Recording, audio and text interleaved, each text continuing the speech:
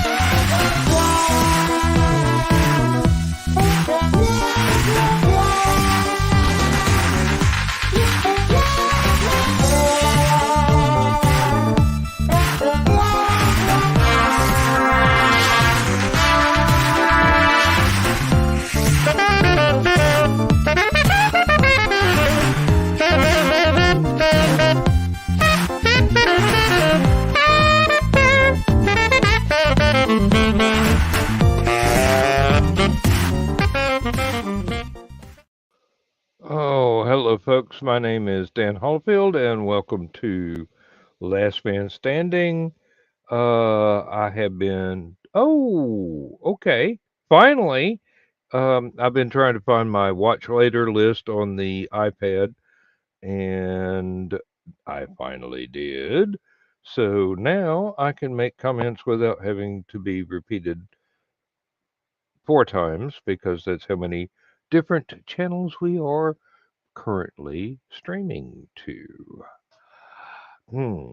So I will do my best here because it's so rare that YouTube will actually give me a link to my own show since I'm unable to subscribe to my own show.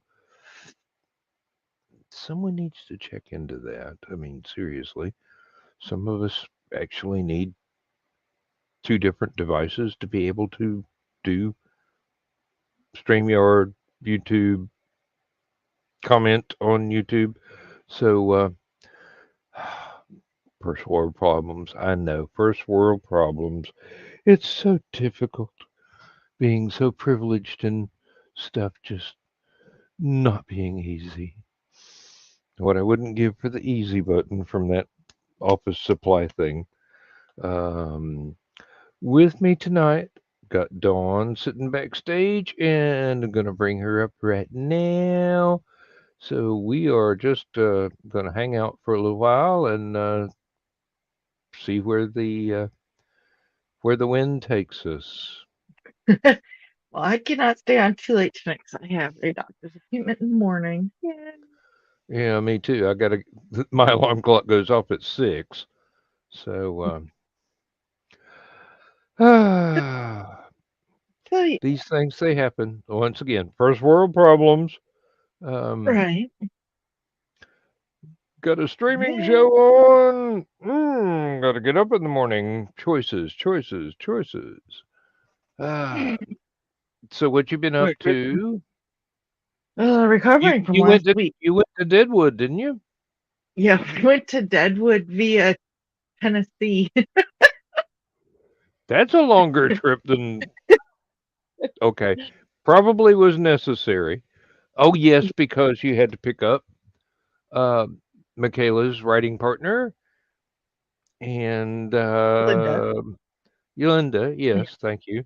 Having Yep. a senior moment there, I could not put her name together, and here we go, saving the day.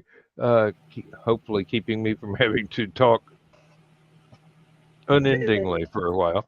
But no, you went to Deadwood, and oh, Rich is leaving. Okay, um, you and Michaela and It, Linda, and you rode with Brian K. Morris, I believe. uh-uh.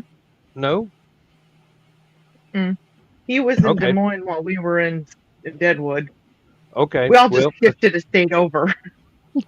I saw somebody's van getting filled up. I pretty much go, oh, that one looks like Brian's. Okay. Um,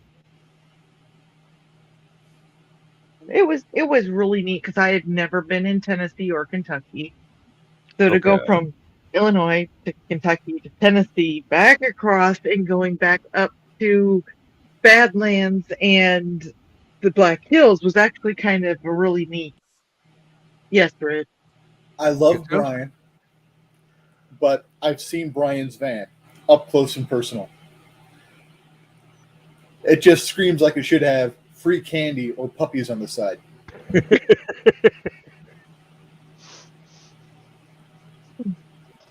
3 Men in Black said, "Don't report this." Um, oh, Or show so us your puppies, we'll give you some candy. that'd go over real well, and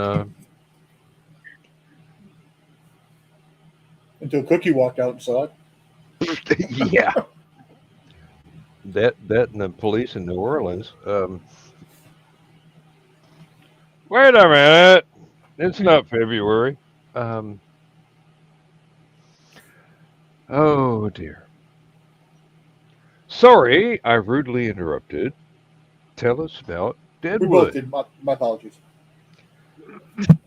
Like I said, it was really neat though seeing so much of like what the hell, Rich? Trying to show you I'm paying attention.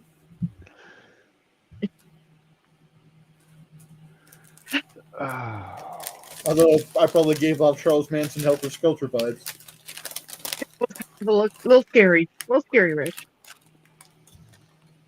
Which reminds me, I still have to look at those weaves. I've been, yeah, but it was really God, everything just kind of still like lumped together because it was so much. So yeah. So that's full Persian. So the weave that it looks like George's color looks like half of one of these, which would be okay, 3 1/2 Persian. This is what is called box chain, Mm, yep. and then this is Byzantine, which is kind of like box chain, but every other section has pieces pointing in instead of just being a box like that. So it alternates back and forth. that one I would have to say no to just because I just the weave with it having such that wide open. Now I And then, like I said, turn it. this is box, Oh, you. I'm like, wait a minute. It looks different. Oh, and this is full Persian. magic tricks on me. Go back to the So box. the crosses that I make, the arms are this weave. So that's box. And then, like I said, this is it. It looks. So this is the Byzantine. The Byzantine can look really, really nice.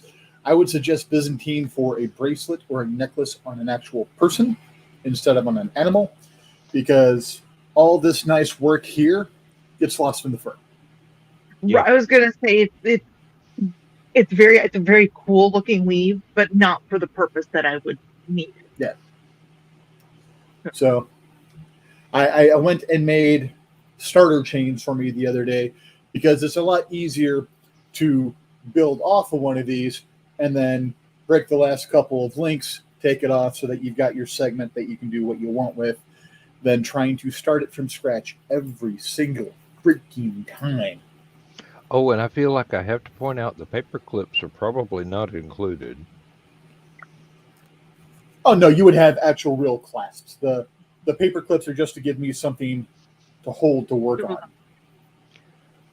I even need that one, Dan. Come on. I'm so not touching that line. I'll also use bread twist ties. Okay, go back to the box and then the who was the box and what was the other one? So full Persian, 6-in-1. Okay. And then box. And then again, a Byzantine is better on an actual person. Now, okay, stop long enough for me to look at that. Okay, so again, this is full Persian. Okay. This is box. And again, we'd already decided that the Byzantine would be better against, humans. Would not work well for this purpose. Now, everything's got for its purpose. I've got smaller links than this, which will make a tighter weave, which will make it a lot. All right, Dan, go ahead and get ready to snicker and giggle. Stiffer. Actually, I was thinking the other direction entirely, more flexible, but I'm glad to be proven wrong. Say flaccid. You want to say flaccid? What it is no, it's I'd never say flaccid. It's a tighter weave, where when there's a larger inner diameter, it allows things to be more loose. Yeah.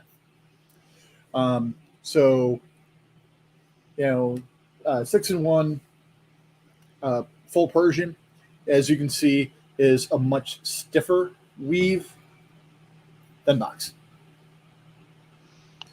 I am very surprised that someone has not given you a couple of truckloads of money to do them SCA chainmail vest with the Persian. Well, with the Persian, you could also do like the half Persian, which is looking at the picture that she sent me. That is George's old collar. I'm pretty sure that it's probably that half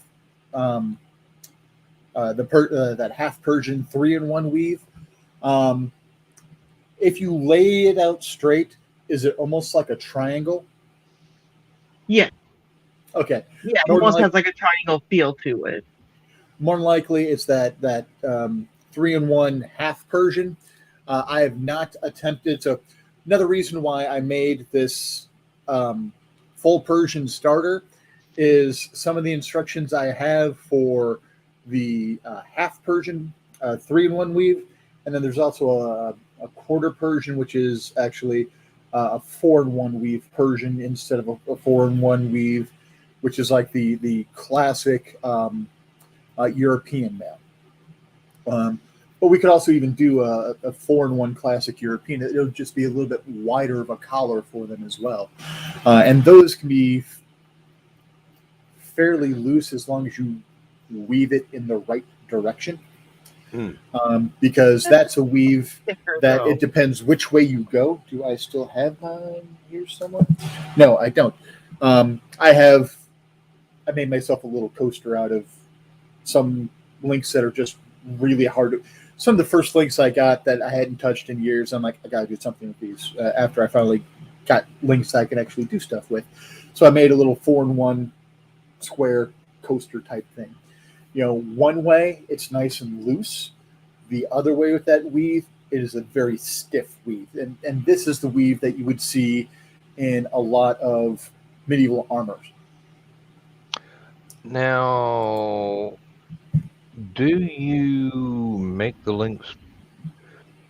There's something that I I learned I know back how in the day with the SCA. I Basically, know how to do it. I don't do it because um, I am far too lazy and I don't have the space and the proper. So to make the links properly, if I'm not going to wear out my hands hand cutting each link with a pair of diagonal cutters, I'll mhm, need to use a saw. I don't really have a good space to put it where I'm not going to be throwing a lot of metal dust in the air that we breathe. So if I had like a little shop or a garage or something that yeah, I could do that and let everything settle instead of doing it in an apartment where everything's going to circulate. Um, but also, you can reclaim a lot of that and sell that back to places and get money for your metal dust as long as you keep all your gold dust, your silver dust, your copper dust, and your steel and your aluminum dust separate from each other. Um, you can actually make a couple of bucks back on making those. yeah, But yeah. I do know how to make a mandrel. Um, Exactly. I was I can trying to make a remember the mandrel. word. I can make two mandrels very easy. I can make one that is based off of a power drill, and I can also make another one that is going to be based off of a hand crank. I actually do have enough skill, but not enough patience to actually make the actual mandrel to do it. And then there are several saw places that I know of to purchase saws, and I think it's just a mineral oil that they're using as a lubricant because you have to keep um, your blades lubricated and cooled, or you're going to start warping your links as you're cutting them. Hmm. So Exactly. yeah, I investigated a lot of that stuff before coming across places like the Ring Lord, and there's a place out of Arizona called American Mail. So I have purchased links from both of those places. Yeah, I get it, Um, I get it, I get it. But it was still sounded funny. in fact, actually, Get the package from the American Mail today. so It's not Friday yet. I know, but I'm just talking about state mail. What are you talking about?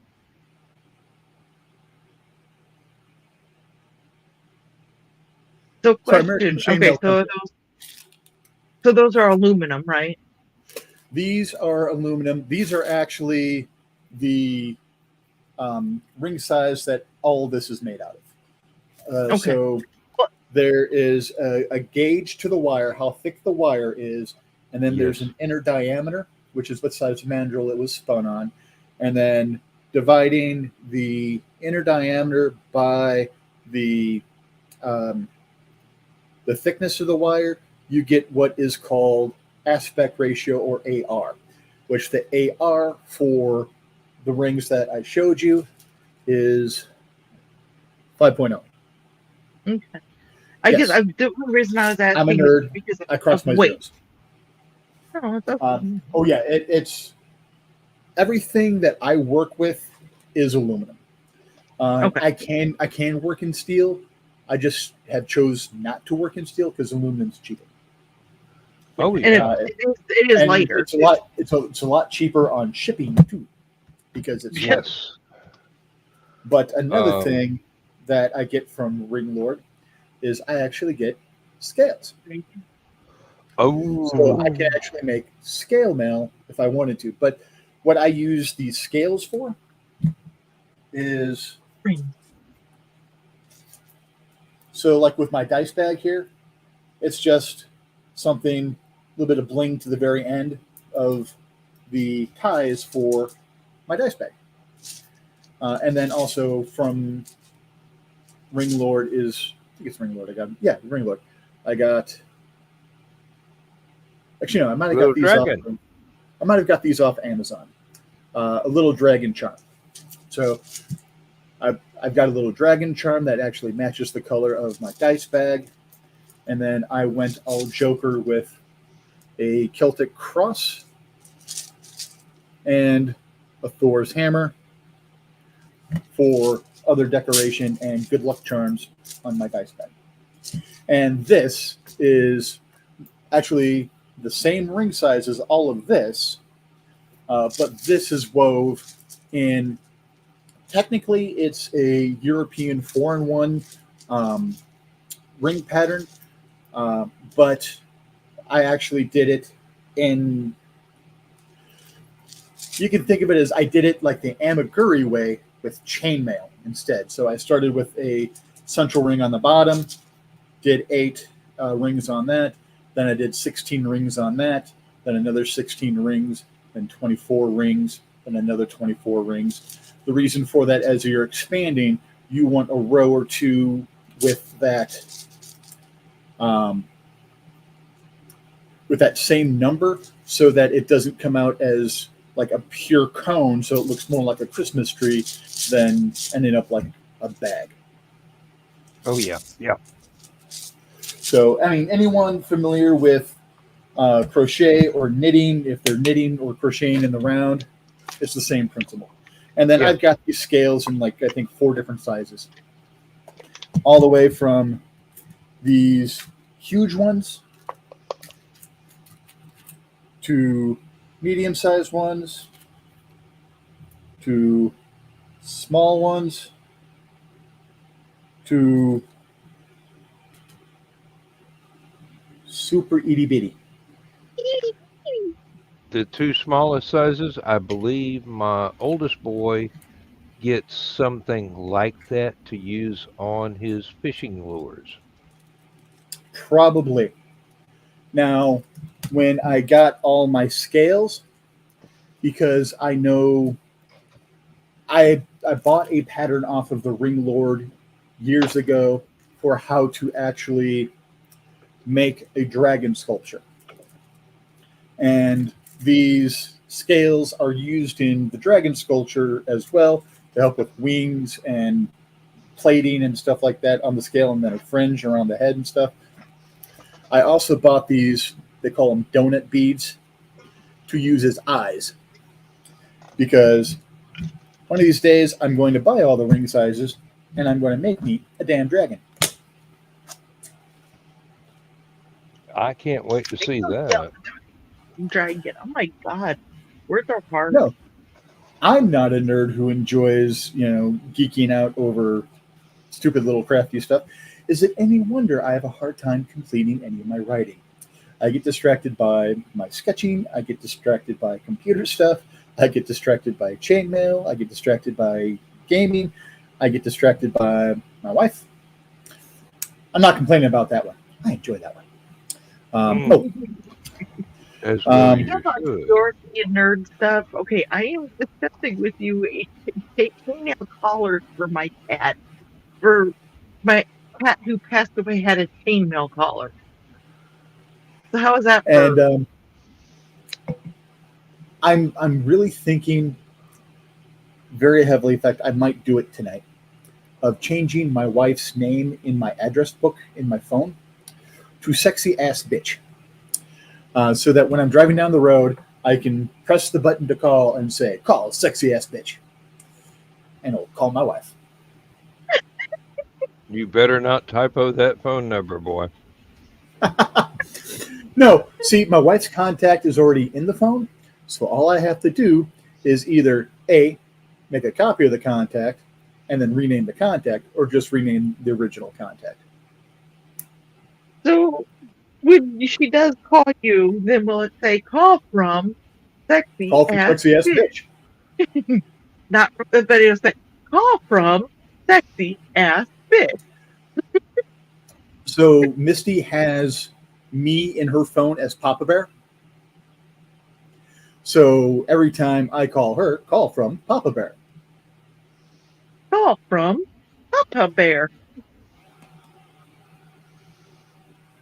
You never say it right. We're nerds. We enjoy it. I have frequently threatened to change Lindsay's ringtone for me to Johnny Weissmuller's Tarzan yell. That is a private joke between the two of us. I changed Misty's ringtone for me to be flatulence. Okay, now if Joe Dog's wife had done that, I could understand completely. But Right before she went to church. Did you remember to silence the phone? Sadly, yes, she remembered to mute her phone. Ha. Ted's nickname, one of the many nicknames he's had, but he was Farmer for a long time. Named after Farmer Ted from 16 Candles, which is the geek. And so for the longest time, his ring for me was, or when he would call me, would be the Farmer's Insurance song. And now it's it's Star better Wars. than farmersonly.com. Um, uh, Still at And it was 66%. How many days is this damn thing going to take? ever, ever, ever. Honestly, I would probably give it till midnight Friday into Saturday. If it's not done by then, um, I'd say just disconnect it and you can try it again, or just realize that something went wrong with the solid state drive. And sadly, they don't always work long term. Well, that's one of the things that I was thinking. Maybe there was something actually wrong with this one. It didn't pass all the quality control checks and got sold anyway. Or, Well, even when it passes all the quality control checks, sometimes a bad one slips through. I mean, yeah, um, If you it met it me, did it did have not a it talk. did not stop working until I got a Windows update that tried to kill every computer in the house with the same huh. update. So I'm hoping that eventually I can just go format, reuse this for something else. I may have to go to a different program. Might have to have something like Gparted, which was it's Linux based. I'm sure you probably already know about it. Um, Highly I was going to say, recommended by several computer gurus to me. So you know, sometimes booting to it, just booting to it. Um, so having that as a slave drive, and then I really feel weird about saying the term slave drive nowadays. Um, um, Just think of Leia. well, no, I think more George Floyd shit. You know, what Cracker Boy talking about slaves? No, not that kind of slavery. Not that kind of slavery. Um, but putting it as a secondary drive, and then booting, to a flash drive that's using Ubuntu or something like that. Sometimes you don't even have to go into extra stuff. Just booting through Linux, you can get access to any of the things and that you're really worried about, like those emails and stuff like that. Get that no, pulled no, off. I've got those on the one that was copied from. This one, I just want a format so I can, you know, salvage the drive as a drive. Yeah, you might be able to using Linux, format it through Linux, and then reformat it back through Windows, and you might be able to get it back. Um, or sadly, every once in a while we get those bad drives. But since you bought it so recently, It's only six um, months old. what is the um, manufacturer's warranty on that? Haven't the faintest idea, but I didn't do the extended service thing when I ordered it, so it's probably I don't Sometimes the know. base warranty on some hardware is up to a year without the extended, and the extended can put it out to 2, 3, 4, 5, depending on which level you buy. Um, And but again, I am talking about my uh, Western Digital drives right here. Each of them came with a 1 year and then I was able to buy a multi-year thing on top of that, and then I was able, and the price for the data recovery service on these two drives, but again, these are physical drives; these aren't solid state drives. Yeah. So these, And these had the spinning platters, but I had a 3-year data recovery on these, and this one failed on me. And I was pissed. I was sad. I was looking for stuff for a new drive to buy to replace it. And then I went to my orders accidentally. And then in my orders, I saw the data recovery. And I'm like, it's still within. So I contacted Western Digital. Western Digital was really good about sending me something to send the drive back to them in. And they sent me a brand new 5 terabyte, but they backed everything up from my 5 terabyte onto a 4 terabyte and sent that to me as well. And they're like, keep the 4 terabyte. well, this is I believe it's a Kingston, which if I remember correctly, has been bought by Western Digital, but I'm not sure.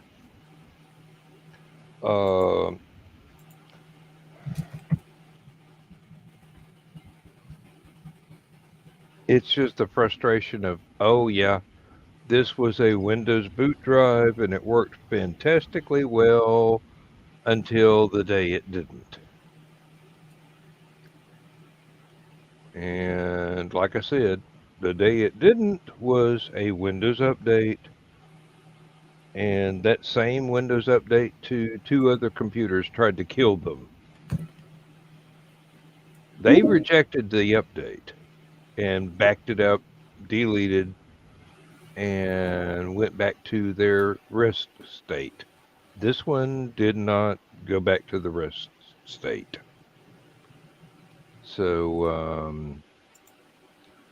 if I could just get Windows to recognize it as a drive that actually exists and click format, we're talking 5 to 20 minutes.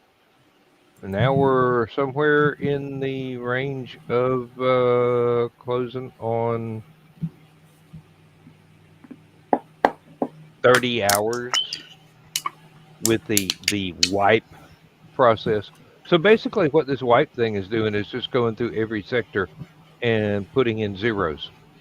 Low level format. Yep. And it should be, I don't know. I'll just keep letting it run until I decide that, hey, it's monopolized the streaming computer long enough.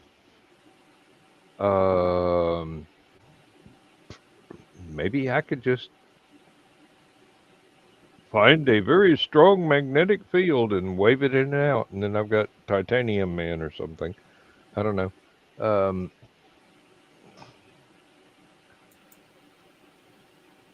It's not that it even costs that much. Ooh. Sorry, you said Kingston, so I started looking around at Kingston drives. 4 terabytes internal M.2 solid state drive from Kingston, $204.99 from Amazon. Mm-hmm. A 2 terabyte is only $84, $84.99. Yep. I replaced those are it. Really nice prices. Yeah. It's not that throwing this thing in the trash and buying another one would cost me an arm and a leg, because it certainly wouldn't. It's the principle of the matter. Yeah, I mean, if it can be salvaged, I'm going to give it a try. If not, hey, the trash can is always hungry. Exactly. And I don't blame you. It's,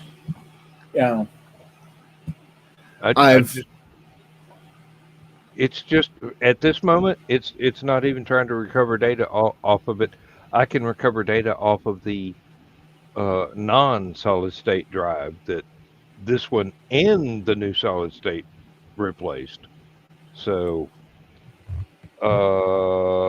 it's just, here's a drive. Let's see if I can use it again.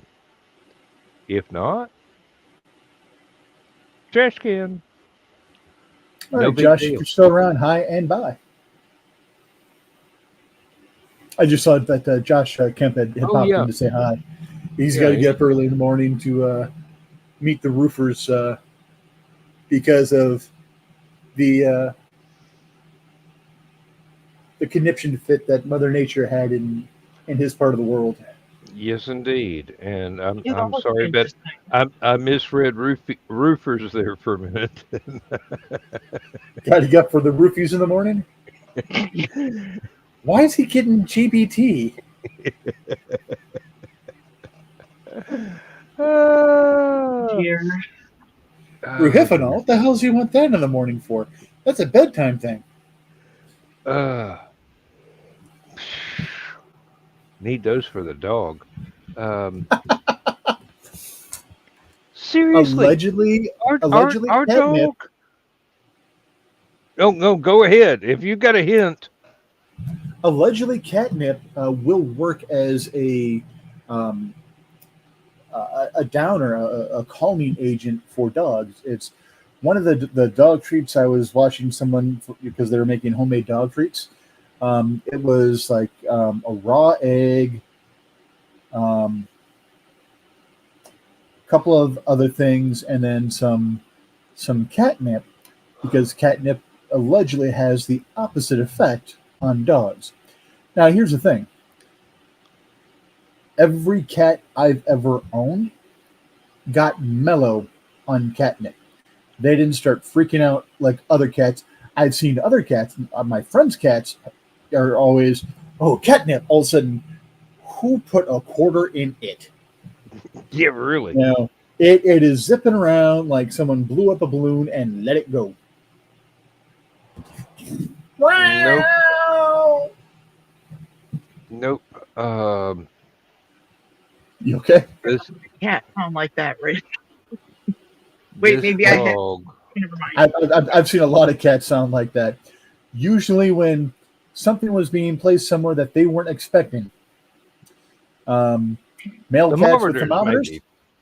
male cats with thermometers, and female cats with male cats. That's like penises. Anyway, Mm, no, this dog seems to have some. Well, I started to say issues. No, this cat's got entire volumes. Um, It's not issues, she it's subscriptions. They keep this coming every month. this dog will not let Lindsay talk to me. Will not Lindsay will not let Lindsay use the phone. Will not let us touch each other in bed. Will not let me sleep. And I'm going, dog, you approaching my limits. My dad's miniature pincher, Xena. Um, at first, she did not like my dad at all. At first, she didn't like men at all. We believe she came from a family where, because she gravitated to females like that, but any men, she was really wary, really skittish around. My dad was getting up to go to bed. The miniature pincher was sitting next to my mom on the couch. Now, she was surrounded by the miniature pinchers. She had Prancer on one side and Xena on the other. Prancer didn't do anything, just lay there like, whatever, you can kill the old lady, I don't care. But Dad was just leaning down to give my mom a kiss goodnight. Xena jumped up, snapped at him, bit him, tore a very small opening right between the eyes. yeah. A couple months later, I'm coming back to visit my dad and mom, and Xena was over by dad. She was acclimated to dad at that point in time. I lean down to give mom a hug and kiss goodbye. Everything's fine. I lean down to give my dad a hug and kiss. Yes, I was a grown-ass man giving my father a kiss goodbye. Well, of course. But I was leaning down to give my dad a kiss goodbye. Bitch got me the same exact spot she got dad. Had a Very little protective spot right of there. her people. And dad and mom were trying to figure out, do they laugh? Do they yell? Do they punish the dog? Do they explain what happened? Do they explain why they're laughing? So they're cycling 90 miles a second, through all of those emotions of what do we do? What do we do? What do we do? And then finally, after the laughter died down, because the laughter went out, go figure. They explained exactly why that, because it's exactly where Xena got dad. But I mean, after that, Xena was dad's dog. Xena would get up on the back of the couch right behind dad and just sit there. And then Xena would get between mom and dad in bed. Prancer's job was to sleep on the pillow above mom's head and fart. Prancer's job was to sleep between mom and dad and fart. And try to sniff up all of dad's farts as he's breaking wind in bed.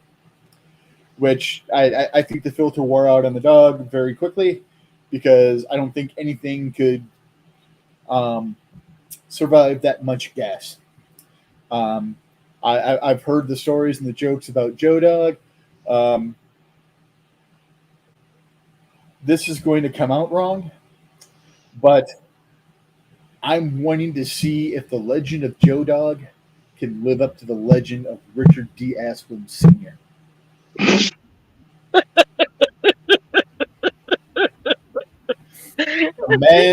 The man who tried to shit in a rocking chair.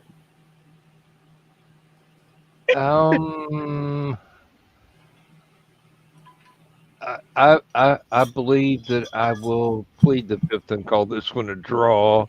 I'm of mixed emotions. I want to see, can it be beat? I don't want to be at ground zero, but maybe watching everything through a CCTV. But then again, the CCTV cameras might melt. Actually,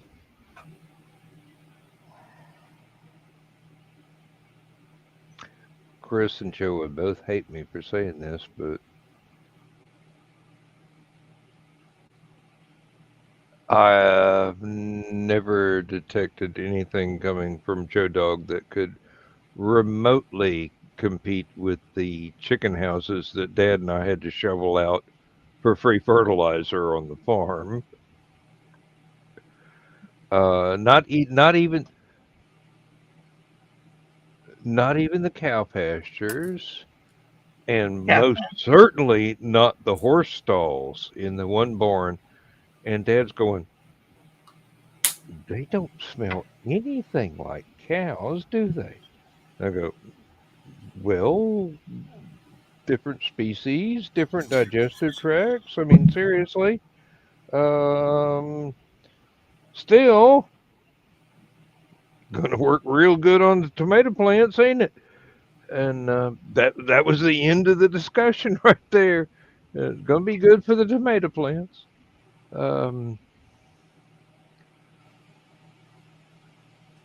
Now, you've got to also understand that my sense of smell is highly variable. I can detect a woman's perfume at 100 yards through 3 closed doors. Perfumes and detergents. I can detect walking. Tomorrow I'm going to be sick to my stomach because I've got to walk down the aisle to get to the dishwasher tabs, which of course the ones we need are always in the center of the freaking aisle. Wait, we might be good in dishwasher tabs. It might be no, it's just laundry detergent we need. But still, the ones we need are halfway down the aisle, and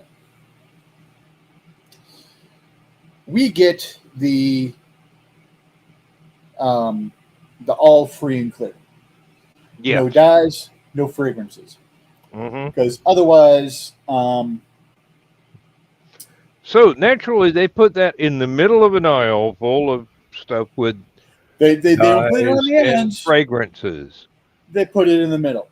Mm-hmm. But if we don't use the stuff that doesn't have fragrances and dyes, then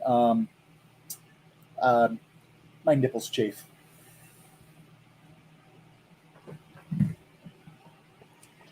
Misty was trying to figure out why I had blood spots on the front of my shirt at the height that I did, and then I'm like, "You've been buying the stuff with fragrances and dyes."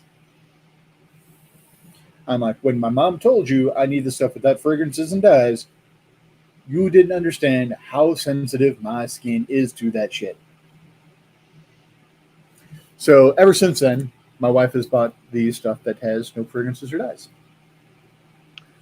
Now, back when I was a kid, we were visiting somebody else's farm, and there just happened to be the proverbial dead skunk in the middle of the road. And I go, I don't, that's not JFG coffee. Is that Maxwell House? Because a skunk smells like ground coffee to me. I don't mind dead skunk as long as I am not at ground zero. So, I mean, the first quarter mile driving into it, the last quarter mile driving out of it, no problem. That middle half mile, a little potent. I was about 5 steps away from said deceased mammal. And all I smelled was coffee. Please tell me it wasn't, middle of the southern summer that this is happening as well at the same time. It was East Tennessee, probably springtime, Okay. and the skunk had met its untimely end about 2 weeks before I got there. Still, as long as it's not heat of the summer, first couple weeks, oh, that's just. Let's just say it took me a I little changed my while to driving path. recognize the corpse as a corpse. I change my commute when it's that fresh and that potent and that hot out. Well, that's the thing.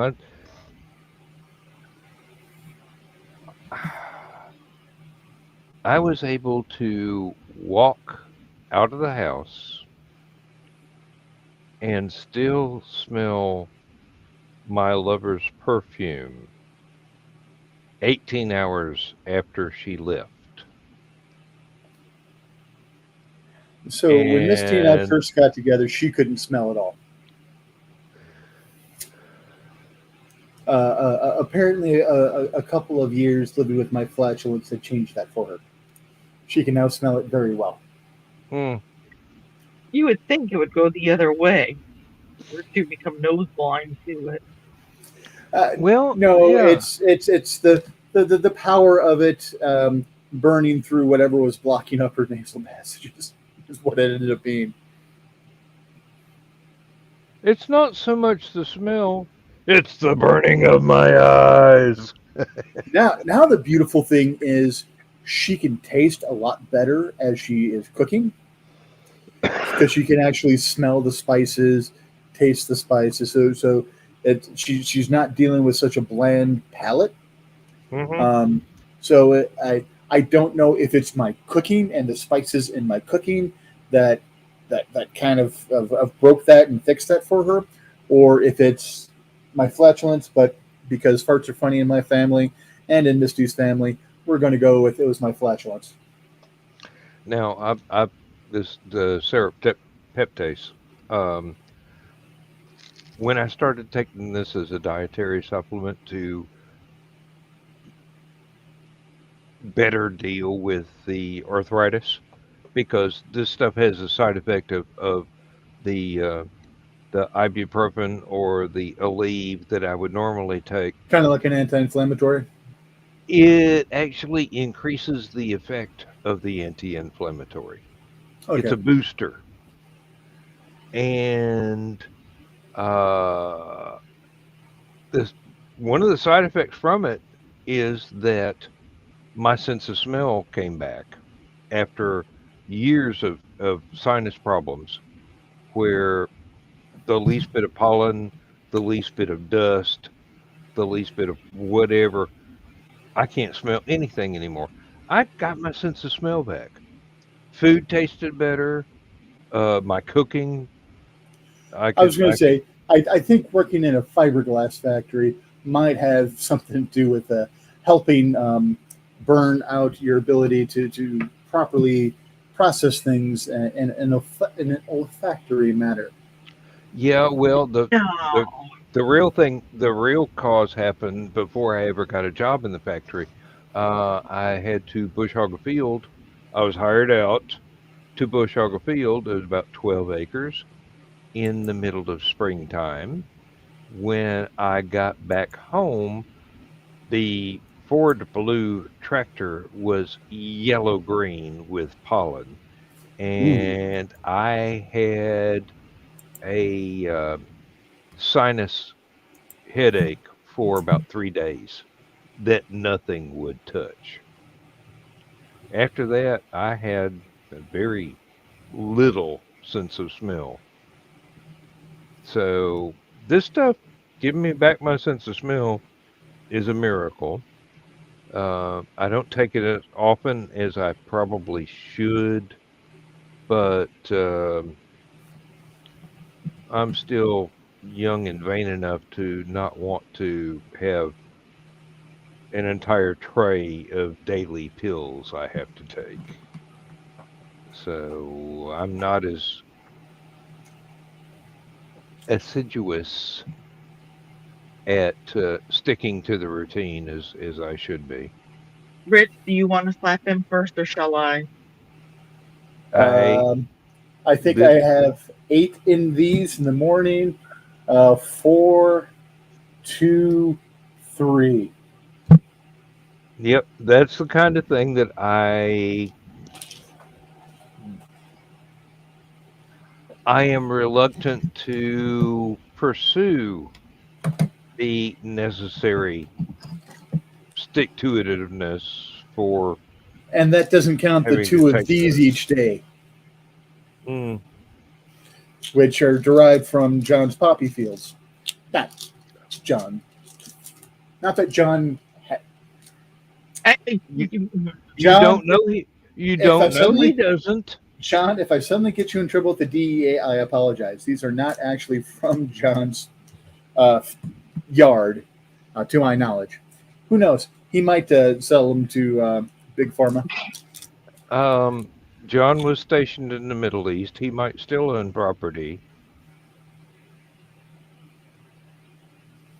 I mean, seriously, how much would they charge for 100 acres of land? A pineapple? Middle Eastern deals are usually pretty good.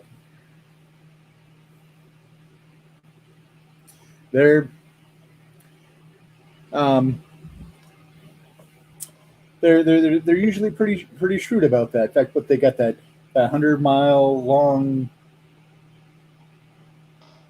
city building thing that they want to try to do, or I don't 80, know. 86-mile long. Knowing John as I do, he probably would be able to buy 6 entire countries for a Milky Way bar, and He and looks like and he and might throw have in the some gift of the nylon grift. hose at the just as a bonus, you know. John does strike me like he's got the gift of the grift, Yeah. Um, especially when he kicks on that boyish smile. the man do know what he's doing. Oh, Lord. I I am still wondering why he is single because that smile and as handsome as he is, and same thing with Chris. You would think they would be swarming with women trying to set themselves up for uh, a permanent vacation, but I don't. It's none of my business. I don't know. I have no idea. Um, all I know is John's a good enough cook. He's gonna make somebody a great little wife. Um, and she better be counting her blessings because the man can cook. And as for Chris, even my wife says, "Oh Lord, he's so pretty. I hope he doesn't fall for some girl that's just going to try and take his money." Oh, handsome guys with really nice personalities. You just got to go, "Oh, please, Lord, don't let somebody take advantage of them. Give them somebody that's worthy of them." Ah, seriously.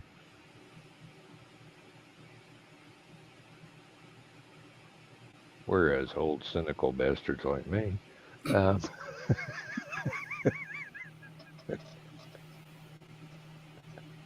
Well, boys, it's been fun. It's been a while since I saw y'all, but I wanted to pop in and say hi. I'm gonna head out because I gotta go play, patient doctor tomorrow. you gonna be the patient or the doctor? But I like this doctor, so I get to play patient. We will touch that line tomorrow. Playing doctors after Ted gets home and after the green room. Mm, I don't think the thermometer is supposed to. Okay.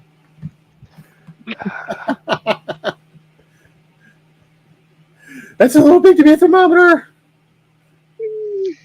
Dawn, what are you doing back there? um, oh dear.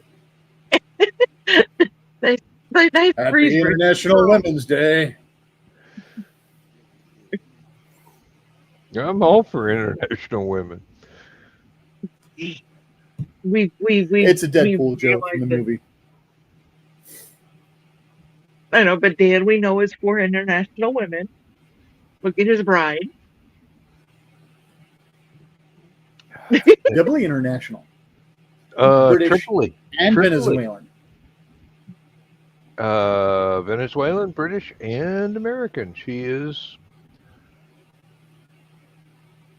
She is her own melting pot. By birth, one country, by genetics, another, and by that came out bad. I'm sorry. national, by nationalization, the third. Really, laugh against yourself because that was pretty. She's the ultimate Southern girl. Born in South America. Called her own melting Her pot. family's from Southern England. When she came to the U.S., she lived in Florida, Texas, and New Mexico, and then moved to Georgia. So that's about as southern as you can get without having to go to Antarctica and pet penguins for a living. I want to pet a penguin. No, you want to pet a I want to pet a polar bear. Polar bears you might be able to get away with that once. I want to boop the nose of the murder bear. Do you know, okay, when I worked at Cabela's, I came out of the back room, walked to the front where I was stationed as the booth manager, and I had to walk past the two polar bears every day. And do you know how hard it was for me not to jump over the barricade almost every day because I wanted to go pet the polar bears? And this was the third Cabela's ever made. So now that I know this, that like any Cabela's, the third Cabela's, every animal was real in it. Now a lot of times they have fake ones, in like when you see on their mountains and stuff like that. A lot of times they're fake, but because of the one I worked at, they were all real. So I know it was a real polar bear, and I really wanted to go touch it. I jump over it all the time, touch it. And I'm sure if I would have Um, been really nice and I would have asked the maintenance guys if I could touch the polar bears, they probably would have let me. I think so. look up pangolins. If you don't think they're just absolutely the cutest thing, I would be very surprised. Pangolins? Uh-huh. How do you spell that? Just like it sounds? I would, but I'm not really great at spelling. Um, okay, Rich is back. Xfinity's had issues. Ah, exactly, yes. They look like a lizard anteater, but they're actually mammals. Oh, pangolins, yes, those are They're so funky looking and cute. cool. Yes, um, I think I might be able to get away with booping the nose of the murder bear a few times because they might just mistake me as one of their tribe.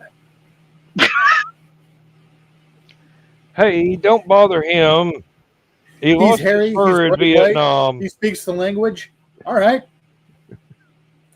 Why does he walk only on 2 feet all the time? I don't know, but he brought us a Coca-Cola. Why is his nose not black? Hey, different tribe, different tribe. Don't be provincial. Hey, my people used to tame polar bears for pets.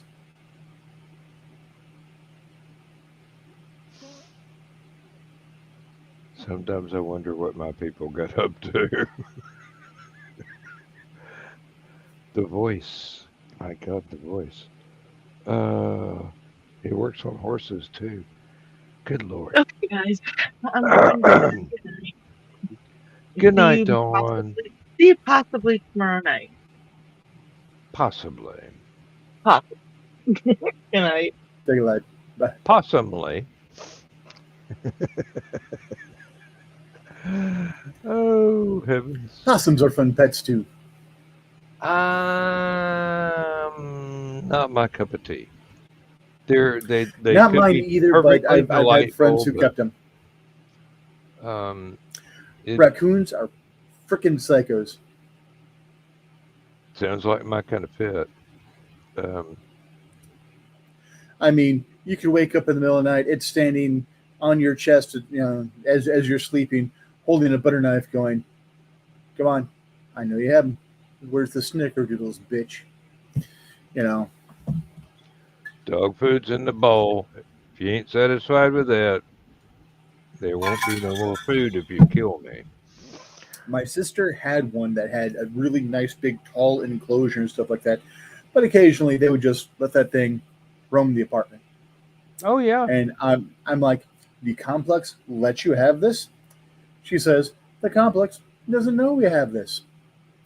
And this is 30, almost 50, or 30, almost 40 years later. So, it's not like they can do anything to her now.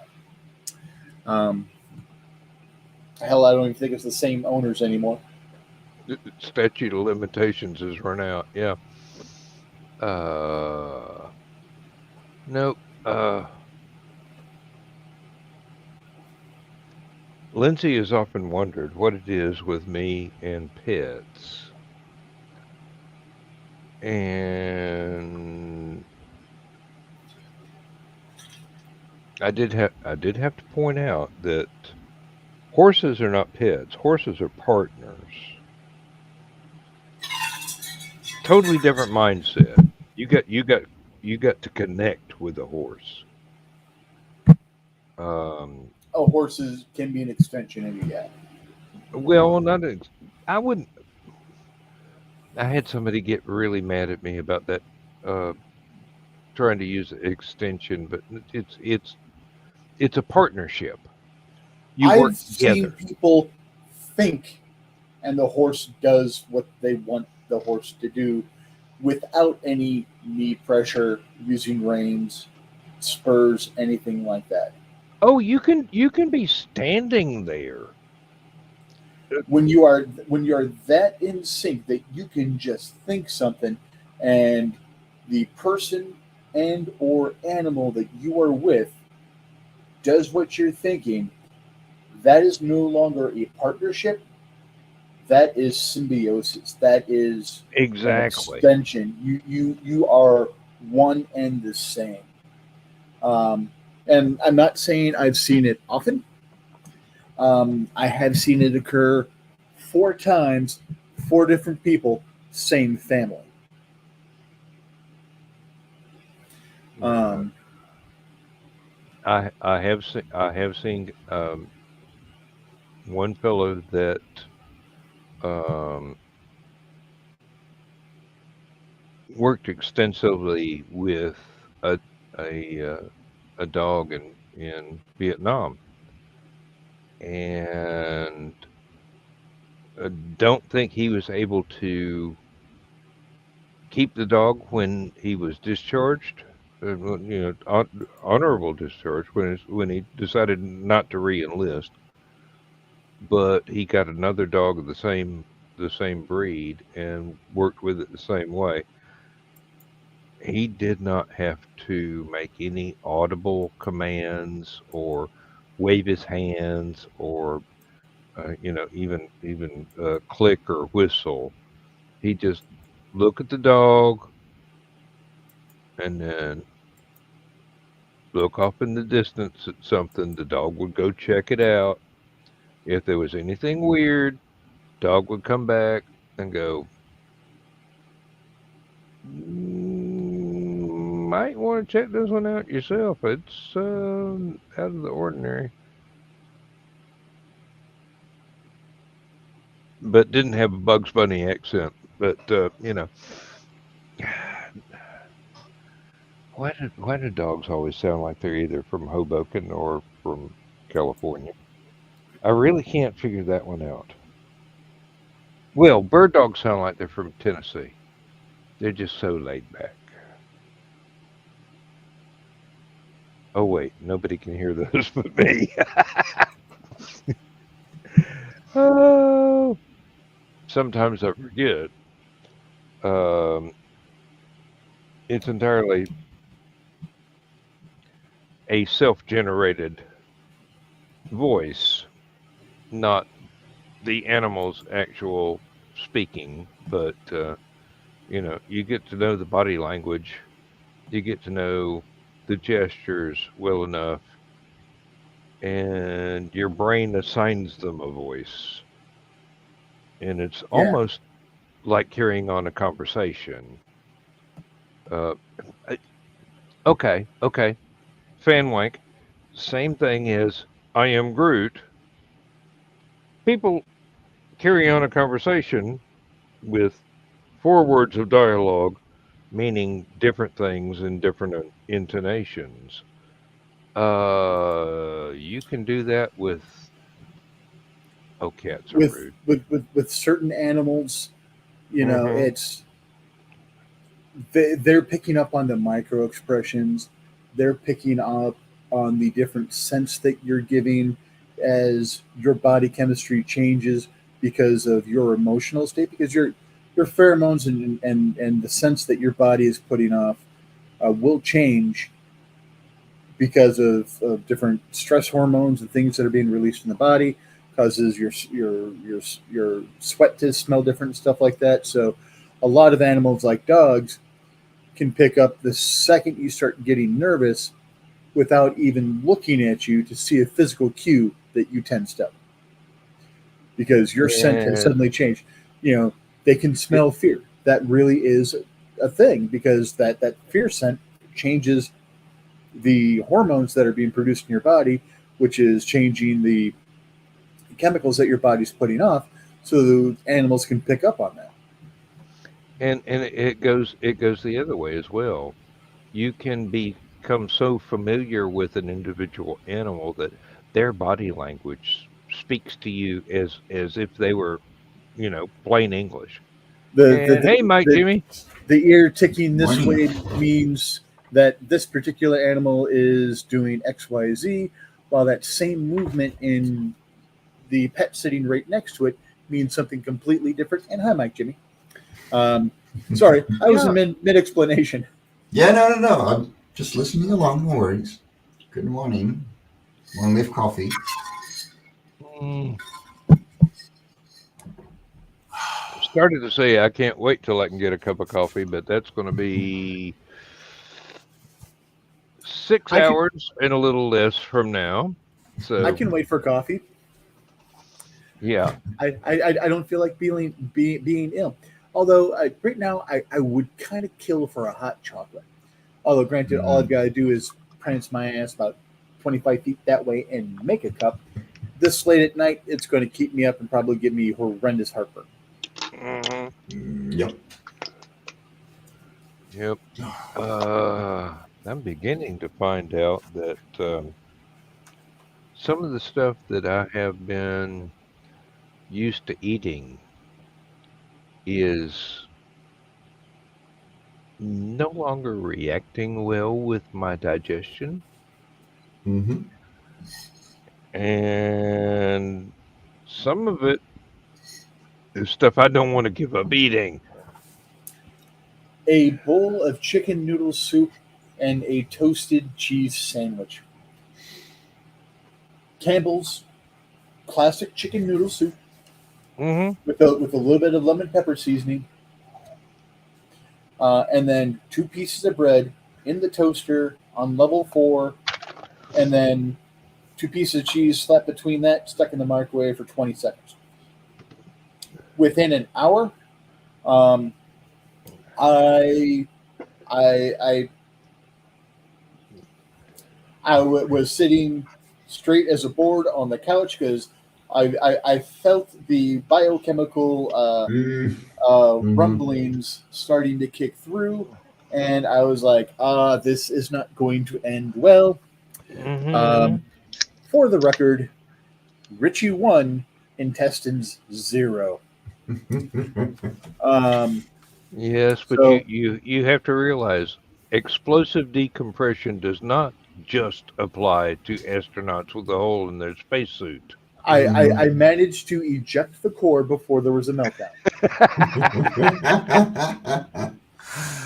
Oh, there are times at work when I regret that I'm half a mile from the nearest restroom.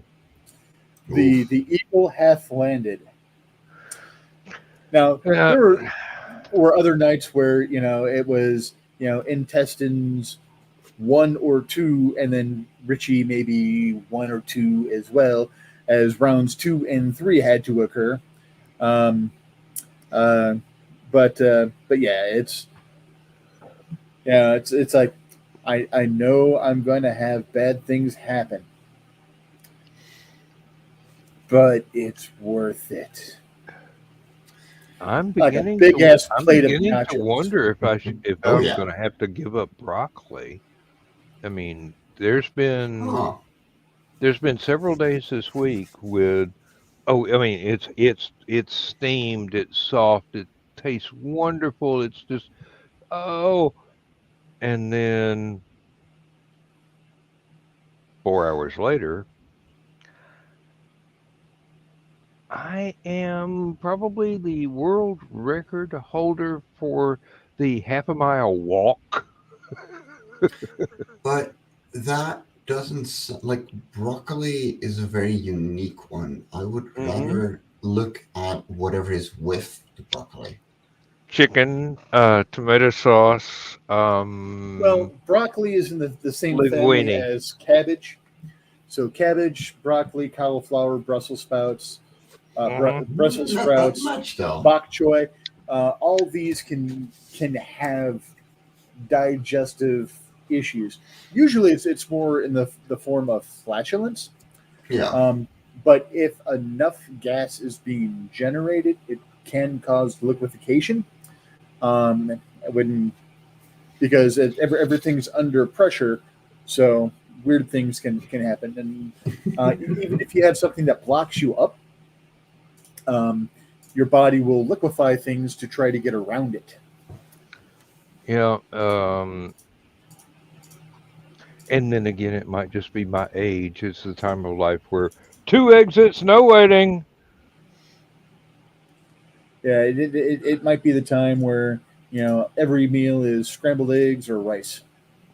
Mm. Sadly, I'm fast approaching that I'm going to spend a that heck of a off lot limit of money myself. on scrambled eggs then. Rice is not one of my favorite foods, but it can be done well, and I do eat it. Thank you. It, Don't kill me, wife. it can be a very bland food that is very easy on the digestive tract as well. hmm It, yeah, it depends uh, what you do with it. Like all things. Now, my favorite application of rice is in a pot with cream of chicken soup, um, a bunch of water, and a little bit of butter, some lemon pepper seasoning, and some lemon juice, and making knockoff lemon rice soup. My youngest will gnaw off an arm for it, not necessarily theirs, might gnaw off somebody else's arm to be able to get to that lemon rice soup. mm. You are trying to hold me back? You are now going to be called Stubby. Hope it's not the hand you write with. Mm. Well, I'm a big fan of Asian foods, but not the really hot peppery ones. Although Lindsay has taught me to appreciate a good curry. Oh, Oh, Misty loves General boy, does Tso's it. chicken, Oh, and that one's a bit beyond my ability, but she didn't realize she needed to pick out the bigger piece of pepper. Misty is one that two mild packets from 1 mild packet from Taco Bell is fine. Two mild packets from Taco Bell when we first met, she'd be like, mm, "I need milk, I need bread," and I'm like, "You this is don't want all. to, you don't want to try what's in front of me, honey," because I will purposely put the pieces of pepper for the General So's on my plate, and I know they're dried pepper. You really should throw them out, But I like the heat that it brings. hmm Although I am now becoming such a wuss because it'll be like where I could eat every single pepper that was in the thing before. Now, 2 or 3 pieces, I'm good. one of my favorite things is a jumbo spinach quesadilla with onions, black olives, and jalapenos. That sounded good until you said olives, and then sounded good Eh, again once you picked up the jalapenos. I I'm not a like I like olives. I will I, actually sit and eat olives with a big old chunk of cheddar cheese and I like glass of green buttermilk. olives. I had too many black olives as a kid. I just can't.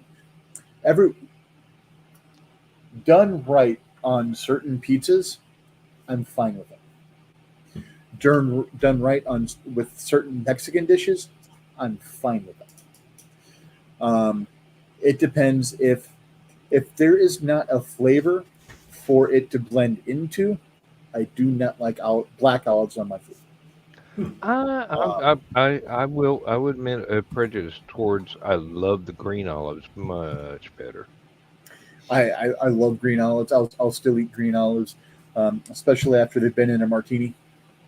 About Um, about the only thing that I really enjoy black olives with is either Mexican food or if that's all that we've got to put into the spaghetti sauce. Now, I would when prefer I the green ones, but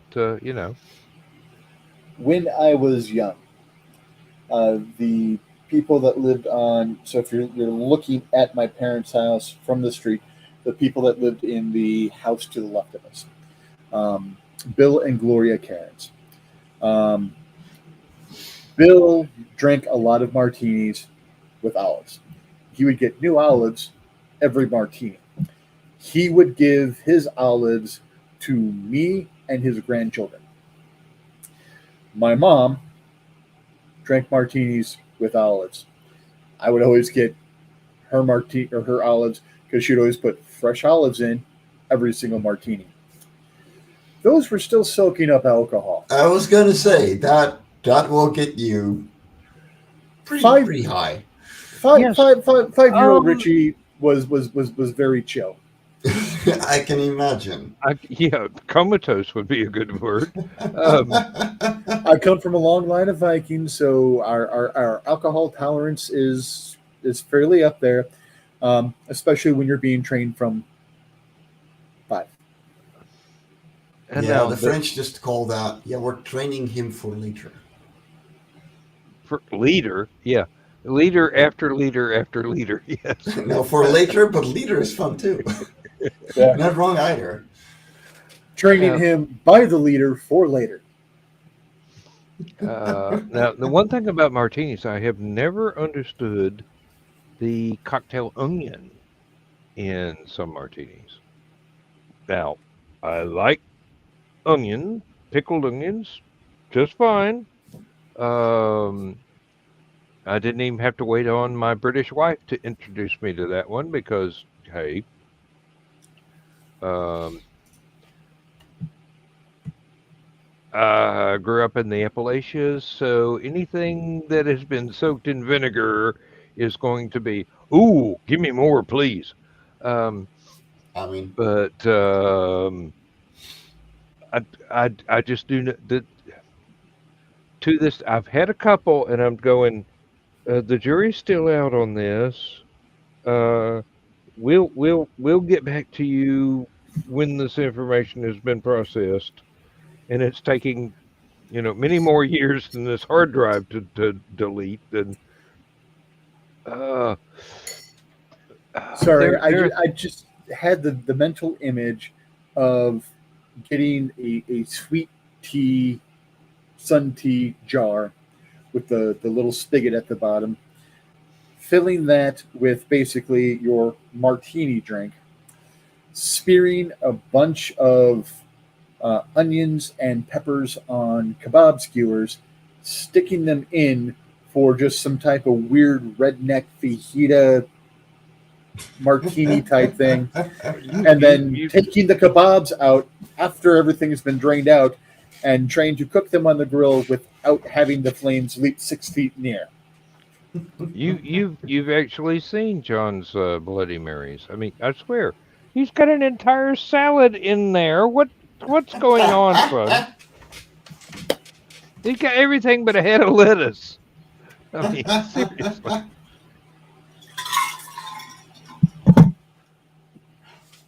Ah, growing up in the South, you get introduced to a huge variety of cuisines, and they are predominantly European, but there's a lot of Caribbean influences that got shifted in there, and some stuff that you go, I didn't realize that that was actually a food. Um, okay, as long as it doesn't kill me quickly, I'll give it a shot. Um, usually doesn't. You slow know, death. Uh, slow I death wish I about could 80 remember the years. name of that band. Ah, oh well. Flamin' Groovies. That's the name of the band I've been trying to remember all frickin' night. Finally it came to me. Uh, and neither one of you will know what I'm talking about because No. you were not there when the references were made. That was early on in Stupid O'Clock. And I'm going, what's the name of that band? What's the name of that? And then here it is. 3 hours later, finally remember the name of the band. This is the one that I was talking about that started off sounding like a Beatles cover band and then wound up being precursors to the Ramones.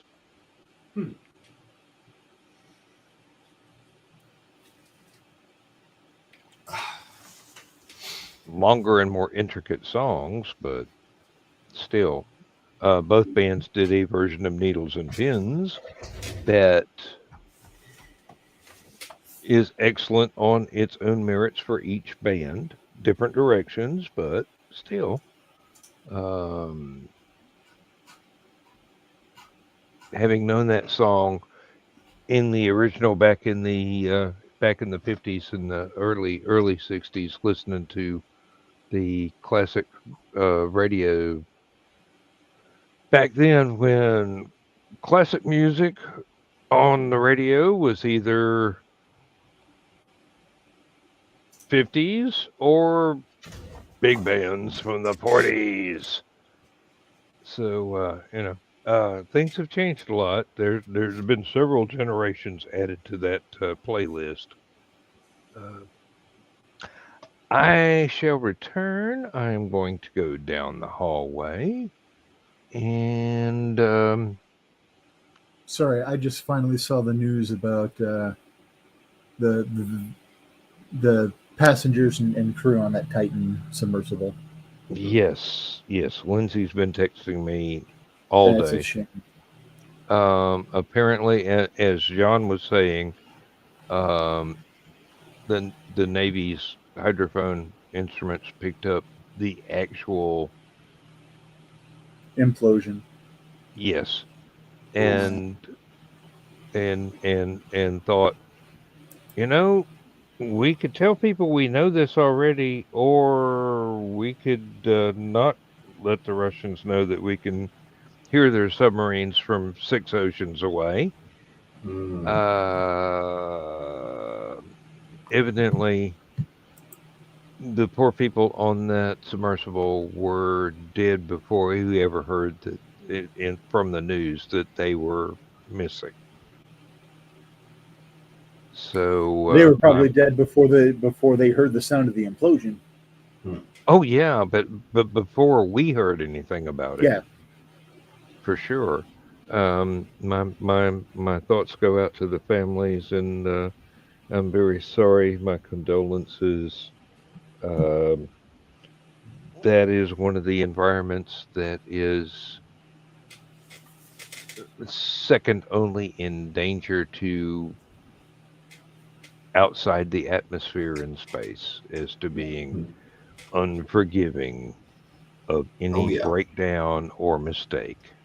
and now this is going to sound very assholeish. It serves the CEO and founder of OceanGate right, because he cut so many corners.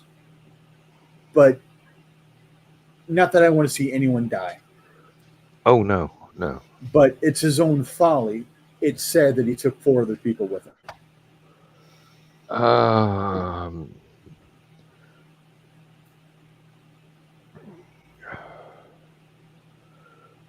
The only thing I can think of that is sadder is that they'll build another one and do it again, and hopefully with better safety.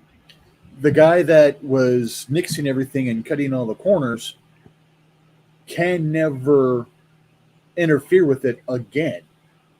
So because he was on it. Exactly. He was one of the victims. And then that is also going to serve that, hey, the person that wanted everything cut paid the ultimate price because of him wanting this stuff cut. Maybe we want to be a little bit more persnickety about things. Quality control is a good thing. Yeah. Do listen to your quality control people, no matter what endeavor you are in. And on that note, I'll be right back. That message was brought to you by your friendly quality control person. How about I go and grab some of the sketches that I made for Love and Coral Volume 1 so far? Because I've started numbering.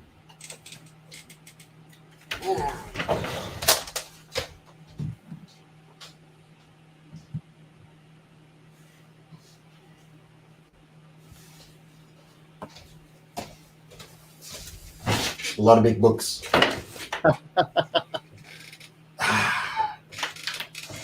And I've only done 6, so there's 45 more to go. Well, 44. And I'm doing a little cosplays. Cool. So, yeah, this is the latest one. We're doing. Here we go. Numbers out of 50.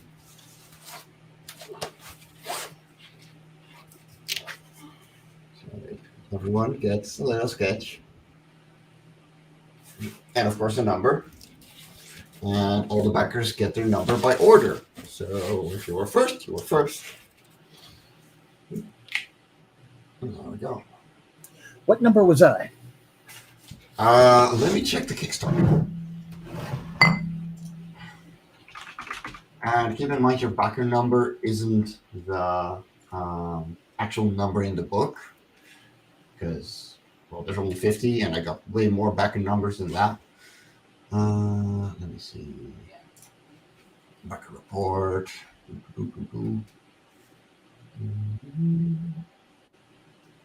You were backer number 28. Let's see. All awards. Yeah. You were 1, 2, 3, 4, 5, 6, 7, 8, 9. You were number 9. So only a couple more, and then I'll be with you. Awesome. Do you have any requests?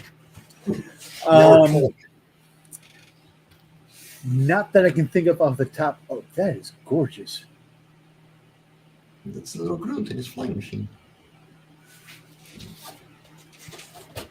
And I don't know. I was feeling like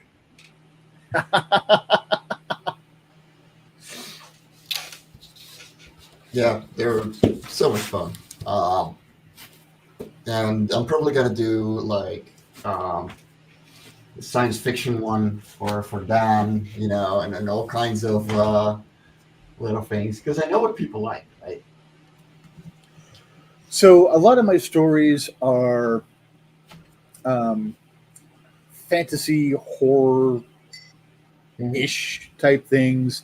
A lot of it deals with werewolves and fae and something like that. So keep that in mind when you're doing that. Oh yeah, definitely. Do you have any requests, Dan? And let me show you too. These are the sketches people are gonna get inside. Ooh. Because I finally got all of them. I respectfully request to be able to do some more music for you. You will definitely be able to. But I'm talking about the sketches.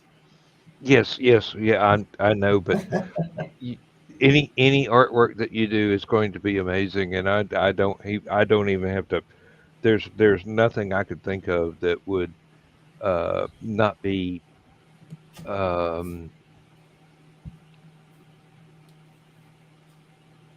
putting blinders on your artistic ability because you are blowing my socks off with everything you do. So Well, here's the thing, right? It's actually fun to get something to work off of, because you wouldn't be limiting me in my artistic abilities. In fact, you would just be steering it in the direction where I can go. Just because you said that doesn't mean I can do this.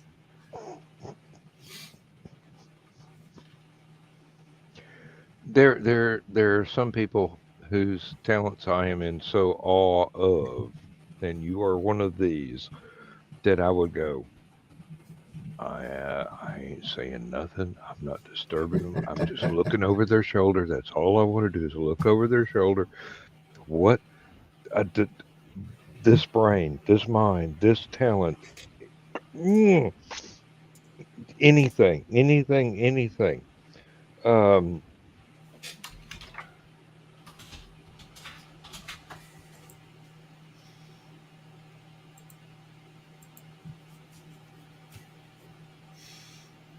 nope, sorry, can't think of anything. Can't Sorry, think of anything that I would demean you with as a request. it's okay. Rich and I are conspiring. And if I said that on a Friday night, there'd be several people going, "Ooh, demean me." Um, Yeah, I think we've come up something that is very Dan. oh fuck, I'm screwed. Uh,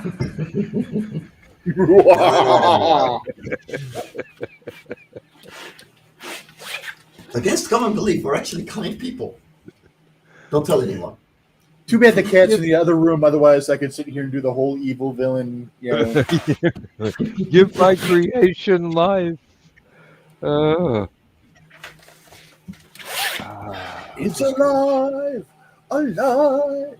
But yeah, I love these little sketches. Yeah, that's gorgeous. oh. Okay. If I were pressed to make a request in the background of some of the images, put flowers that look like purple irises. Don't have to be purple irises. That's Purple just one of irises are gorgeous. that's just one of my favorite flowers, and I got that from my dad. Oh, yeah, I can My do grandfather specifically bred. He cross pollinated to get his own black irises, which I want to say there were some purple irises involved and something else, but Oh yeah, so my beautiful sister flowers. a few weekends ago made sure that they went around the all the beds at Dad's house and dug up all the irises so that they can transplant them, so that when the rest of the family gets a home that we can have the irises in, we can easily transplant some over. And because unfortunately in the apartment I don't have the space that I could do irises. I would love to do those Yeah. irises. I've been wanting to have those irises in my yard since I was still in high school. Now, it's you've got to admit it's not as space intensive as raising um, different varieties of daylilies and tiger lilies because those things Spread like wildfire. hmm I mean, they're beautiful, but you've got to Which dig we them got to get up and some of thin the them out. lilies. And I swear it's tons of work. There's a little verge next to my driveway that I put this little thin strip of irises and lilies and we call it monkey grass. It's what's the actual uh, name for it? It's not the variegated. It's just the plain Lyriopia, and it is now about 4 feet wide because I have not dug it up and thinned it out. Started out 1 foot wide strip, mixed different plants, and it That is stopped where it would get run over by a car turning around in the driveway because that's what you do. That's where I've seen it before. Yeah. Okay. So, yeah, where I grew up, they would have a lot of stuff like that right around mailboxes. Yeah, Mm. yeah. Now I've got the plane, and out in the back, I've got about 6 square feet spread out in a circle around um, a bird bath of the variegated, which is white and light green and dark green.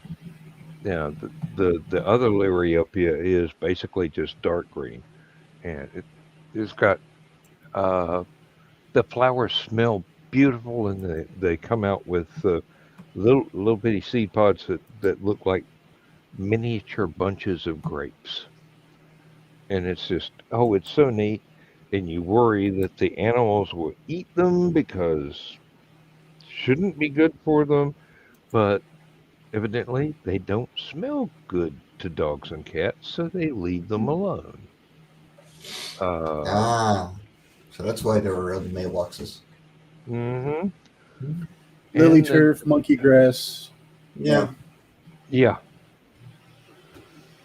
beautiful stuff. And you do need to thin it out about every 2 years, maybe 3 years at the most. And I've let it go for 30. Um, so I'm gonna have to get out there with a shovel and excavate some dirt and then thin those things out. Oh, the root system on those things are so tightly tied together. I mean, you can get like one shovelful out of a flower bed and spend 2 hours separating it out into individual sprigs and then plant it in a row somewhere around a mailbox or whatever. The next year it comes back insanely powerfully, and it's just knee high and just absolutely beautiful. Uh, the irises, we had purple irises in the yard of the place that we had up in East Tennessee when Dad was working for Union Carbide at Oak Ridge, and just a little patch. Now, what I've noticed around here, I'll buy purple ones. They'll be purple for about 4 years. Every year they get a little bit lighter, they get a little bit lighter, they get a little bit lighter, and at the tail end of that, they're white. It's That like sounds the like, genetics that make the flower purple get thinned out each generation that it comes back. honestly, it sounds more like they were purpled with dyed water. And every single time they come back, the dyed water is diluted, and therefore it doesn't grow back as dark as it should be. Haven't the A faintest lot idea. of They're just blue and purple in flowers is due to acidity in the soil. Hmm. So if it's taking up the acidity every year and the soil is getting less and less acidic, that could explain why it's slowly starting that to fade makes out. sense. And this is Georgia, so the red clay around here is a great deal of iron oxide from a um, very prehistoric uh, sea bottom. Hmm. Yeah, Misty So used to grow blue roses, and she used to have to put a lot of acid in the soil. mm,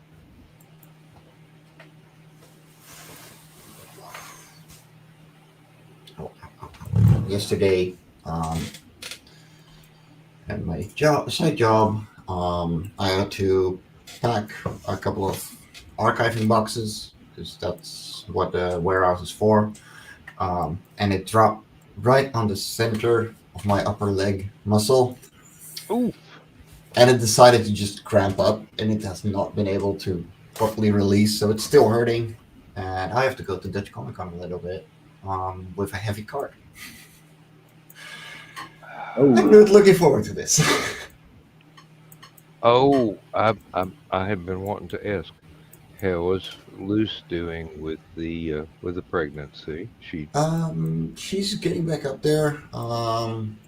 She's completely off of medication since yesterday. So she's getting back to being a little nauseous, but her UTI has been completely healed from the looks of it.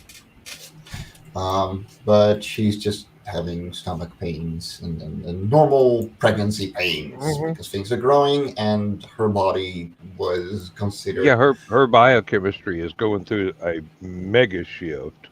Yeah. Yeah, no, considering the fact that like 13, 14 years ago, she, yeah, they told her you can't have kids. Like you're completely stuck together. Like you're unable to have kids. So that has to grow and do all kinds of weird things. So she's getting by, but she's getting grumpy because of it. Because after pretty much 3 months of being sick and annoyed and in pain, you get kind of cranky. And she's what, right around the 5-6 month mark anyway. We're at 18 weeks, so 4.5 months. 4.5. Getting right into the 5 month. Yeah. Yeah. So yeah, Um, it's hormone time to begin with. She's been going for that for like 3 weeks already. No, last yesterday, every Thursday night while I'm doing Hallowcon animation, she is a host for a nice little evening at a local fabric shop that she frequents. Um, and they just have a little sewing and talking night for the old ladies and the young ladies and whoever wants to drop by. Little And she sewing circle walks type in. thing. Yeah, no, it's nice and little social and it's nice and relaxed. But Yeah. she walked in yesterday and the owner looked at her and went, "You're officially pregnant now. There's a belly." That is not something you want to say if you want to keep your trachea intact. Because a pregnant Well, woman will rip that bitch right out of your throat. if she was given the news that she might not ever be able to have kids, she might wear that as a badge of honor too. We're very cautiously hopeful. We still have 2 weeks before her 20 weeks. At that point, that is the last point where the doctors can say, for medical reasons, to get rid of it. So After you are that, still scared to death there might be complications. yes. I mean, 2 weeks ago, when we headed to the hospital like that was terrifying for both of us.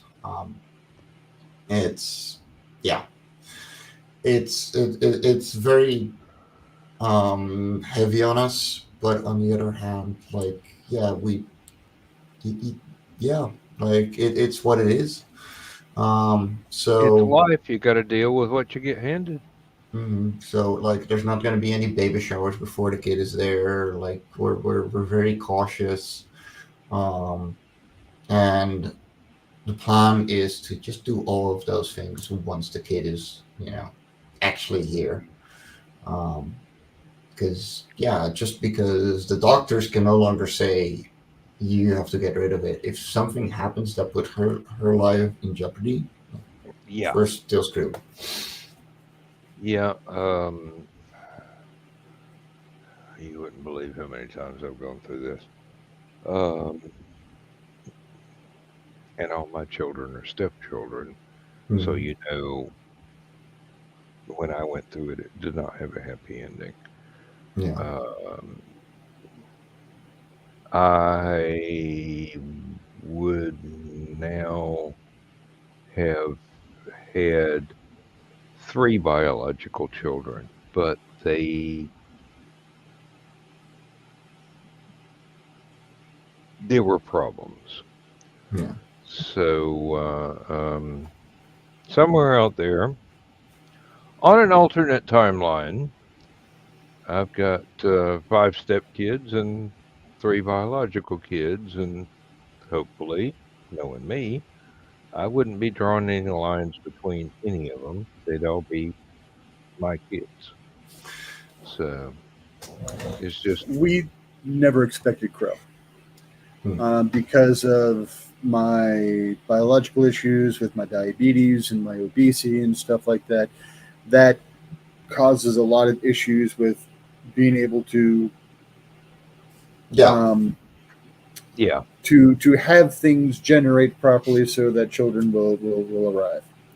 So Crow being, did I say Crow before or did I dead name them? No, you did say You Crow. said Crow. You said Okay. Crow. Um, I have before no idea Crow, what the dead name is. You're No. doing good. The dead name was the highest choir of angels. But anyways, so um, before Crow came along, I wasn't sure I was going to be able to biologically have my own children. Misty Yeah. brought our older two children into the marriage, and I've always just thought of them as my kids. But then again, that's the way my family always worked because my Mhm. dad's biological father was an ass.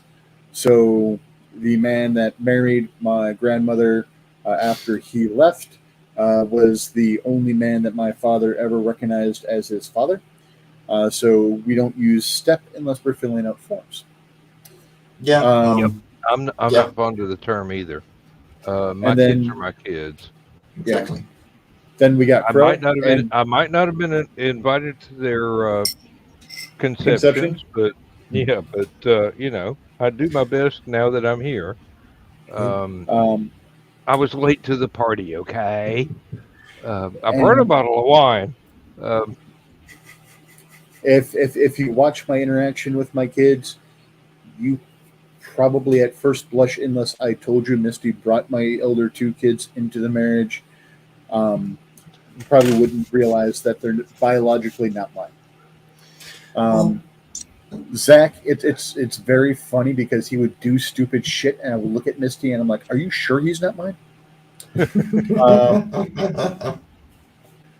And then there were two incidents after Crow where the babies didn't make it. So it's yeah, um, I've been there. Yeah. Um, no, here's the thing. Like, one, this was literally 1 in a billion. That's what the doctors told her. But she was already planning on being a mom, no matter what. You oh know, yeah. we met each other when she was already going through that, or at least getting ready to. Um, and yeah, she told me like even like at her second date, like, hey, this is what's going on. I'm 34. What are we talking about here? Like, you know, I got a biological clock, and I want kids. If I can have five, then I will have five. Uh, and I was like, well, I can stick with three. Thank you very much. But I'm like, yeah, even if I'm not the dad of those children, we don't know if I can have children in the first place. Nobody checked, and trust me, with my exes, you didn't want any kids. Uh, so I went, even if the kid isn't mine, if that's part of the package, then I will not treat that kid as someone else's. There is absolutely no reason for me to, um, well, have my pride taken as like blame a kid. one No. of the No. best things in life is to have someone look up to you with love and respect and want you to be part of their life. Yeah. And kids are magical like that. Whether you're just an uncle or an aunt, if you have the the love of a child in that capacity, I'm not talking about a sick capacity. If you have the love of a child it gives you the strength of titans. Oh yeah. Yeah. That's the thing. I know that. Like, I really love kids. I'm a crazy uncle for way more kids than my family has to offer. I was Uncle Jungle Jim. About 5 minutes after all my nieces and nephews climbed out of the womb. The first date I had with Misty was actually supposed to be the day after the day we actually had our first date. So my brother-in-law, it was his birthday on May 1st.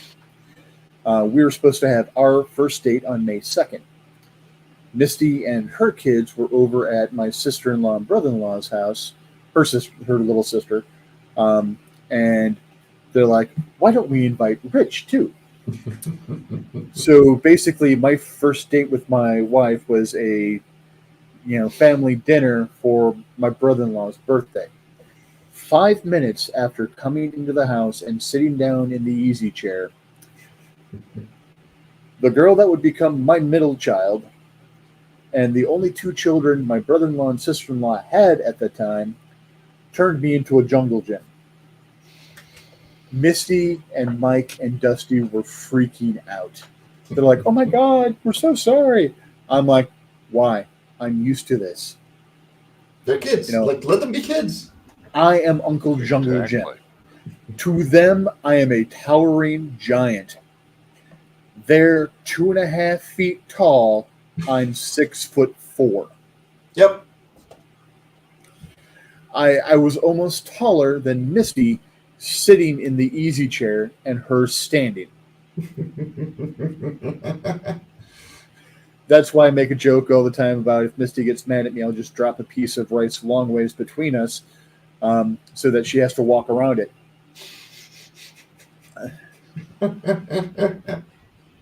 Problem is, when they're that small and you're that big, they're at the perfect height to do something you're not happy about. Thankfully, she's still interested in using those, so I don't get that attack. And actually, I'm really good that Misty does not resort to physical violence when she gets pissed over something like that. My ex-psychopath that I was with before I was with Misty, she did not have the mental gymnastics to keep up with me and her father, who were cut of the same cloth. Oh, yeah. My ex-girlfriend and her mother used to call me and Dan twins, not Dan Hollifield, her father Dan, which he was actually from Serbia. He was born in Serbia. They came over here. His birth name was actually Dragan, which is cool as all hell.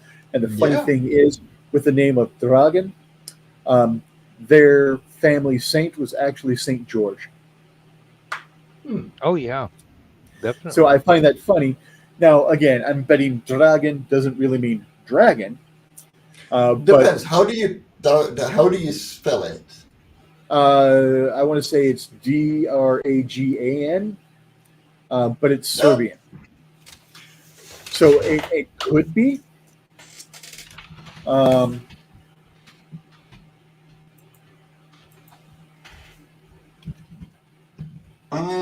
It means dragged, and it actually means to lift or carry in Dutch.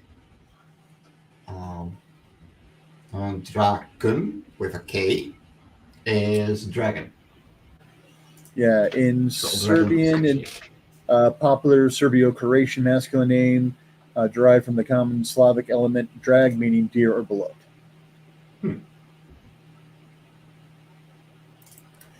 But still, I do really find it funny that that's the name and their family saint, because in Serbia, I guess each family has a familial saint. Theirs was St. George, which is, oddly enough, even though I love dragons, my favorite saint.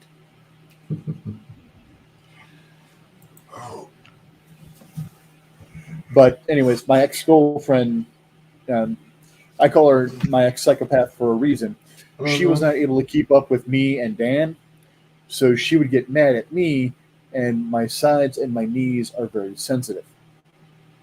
So she would attack my sides and my knees, and it is really hard not to just reflexively swing at someone that gets me in my sides and my knees. And I'm like, her dad's a cop, her dad's a cop, her dad's a cop. I can't even flinch at her. Now, granted, I think Dan would probably have helped me hide the body. Well, the thing is, right? Self-defense is a thing. If they're going at you, you can't return that.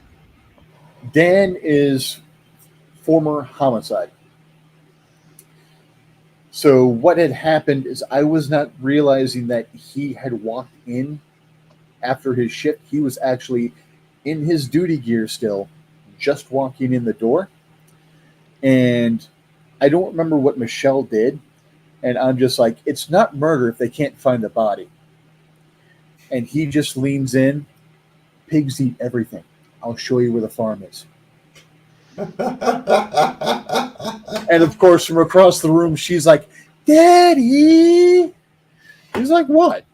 It's true. You trying to attack me in my sleep, child? So it's when she and I broke up, he literally went to my parents and asked if they wanted to exchange children. My parents told him, your parents said no. No. My parents didn't say no. My parents told him to go F himself. Yeah, you're a nice guy and everything, but no, F no. No. So, but She's she your still problem. She showed up at family events for years after. She showed up at family events years after Misty and I got married. Well, that is sad. Well, for a good couple of years, she did get attached to my nieces and nephews, and my nieces and nephews did start calling her Aunt Michelle. But still, it was weird. It's like, why the crap are you here? My cousins, well, wife at the time, ex-wife now, they're actually, I don't know. They're estranged. They're not divorced yet. They're estranged. But she was sitting talking to me and Misty, and she's like, why the hell is she even here? Because she's still friends with Sheila on Facebook, and Sheila posts this shit on Facebook.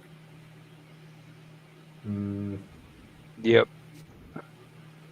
Now, the thing is, Michelle didn't want me, but she didn't want anyone else to want me either. Yeah. So soon as everything started picking up with me and Misty, suddenly she wanted me back. And I'm like, I realized something. Dating someone pain-free, I was in an abusive relationship where I was the one abused. Yeah. Like, I'm noticing the same with Luce. Like, I knew how bad my last relationship was. But yeah, Luce and I are just day and night compared to Minnie. Like, dear Lord. I'm convinced Misty saved my life.